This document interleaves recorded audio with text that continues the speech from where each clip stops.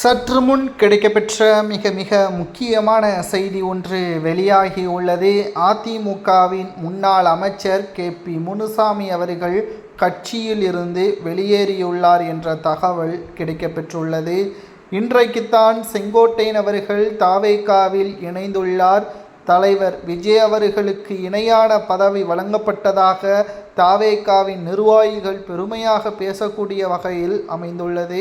மேலும் செங்கோட்டையன் அவர்கள் தாவேகாவில் இணைந்ததற்கு பிறகு மறைந்த முன்னாள் முதல்வர் ஜெயலலிதா அவர்களது புகைப்படத்தை தனது சட்டப்பையிலேயே வைத்திருந்தார். இதை பற்றி அவரிடம் கேட்டபொழுது, எனக்கு பிடித்த தலைவரை வைத்துள்ளேன் என்றும், தாவேகாவில் இணைந்ததற்காக என்னுடைய தனிப்பட்ட விவகாரங்களில் கட்சி தலையிட முடியாது, கட்சிக்கு எதிராக செயல்பட்டால் மட்டும்தான் தவறு என்பதையும் செங்கோட்டையன் அவர்கள் கூறியுள்ளார். இன்றைக்கு வரைக்கும் செங்கோட்டையன் அவர்கள் அதிமுக வெற்றியடைய வேண்டும் என்பதுதான் அவரது எண்ணமாக இருந்திருக்கும். ஆனால் எடப்பாடி பழனிசாமி அவர்கள் கட்சிக்கும் தொண்டர்களுக்கும் தொடர்ச்சியாக துரோகங்களை மட்டும்தான் செய்து வருகிறார் என்று கடுமையான குற்றச்சாட்டுகளையும் ஆதாரத்துடன் முன்வைத்திருந்தார். இதனால்தான் கடுமையான அதிருப்தியில் இருந்த செங்கோட்டையன் அவர்கள் தனது பதவி பறிக்கப்பட்ட போதிலும் கூட, தனது அடிப்படை உறுப்பினர் பதவி பறிக்கப்பட்ட போதிலும் கூட நம்பிக்கை வைத்திருந்தார். அந்த நம்பிக்கையை இழந்த பிறகுதான் அதிமுகவின் தொண்டர்கள் நலம் பெற வேண்டும் என்பதற்காகவும், அதிமுகவின் தொண்டர்களது எதிர்காலமும் மக்களின் எதிர்காலமும் திமுகவிடம் அடமானம் வைத்துவிடக் கூடாது என்பதற்காக தற்பொழுது தாவேகாவில் இணைந்துள்ளார்.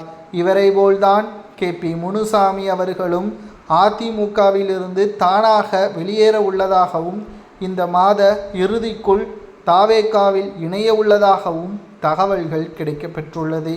எடப்பாடி பழனிசாமி சரியான தலைவராக இருந்திருந்தால் நடந்து முடிந்த மக்களவை தேர்தலில் 10 இடங்கள், ஏன் 8 அல்லது 5, ஏன் 1 இடங்களையாவது கைப்பற்றி இருக்க வேண்டுமல்லவா? எந்த ஒரு தேர்தலையும் வெற்றியடைய முடியாத தலைவர், அதிமுகவின் தொண்டர்களை பேச்சை கேட்க முடியாத தலைவர், அவரது சுயநலத்திற்காக கட்சியை நடத்தி வரக்கூடிய தலைவர் நிச்சயம் தேர்தலில் வெற்றியடைய முடியாது என்று கூறி செங்கோட்டையனை தொடர்ந்து KP முனுசாமி அதிமுகவிலிருந்து வெளியேற உள்ளதாக தகவல்கள் கிடைக்கப்பெற்றுள்ளது. KP முனுசாமி அவர்கள் வெளியேறுவது சரியா தவறா என்பதை அதிமுகவின் உண்மையான தொண்டர்கள் கமெண்ட் வாயிலாக கூறுங்கள்.